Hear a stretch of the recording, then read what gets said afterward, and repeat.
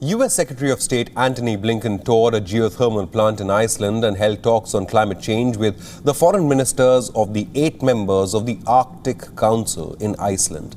Blinken also held discussions on the Arctic region with the foreign minister of Iceland.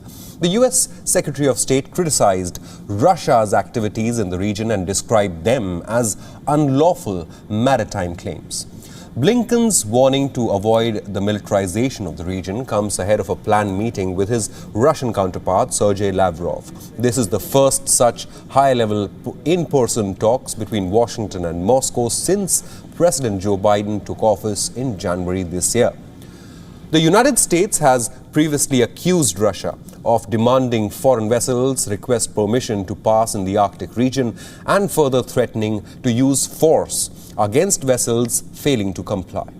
Russia has ambitious plans to build ports along the so-called Northern Sea Route, which would shorten the distance between China and Europe and further beef up its military presence along its Arctic coastline.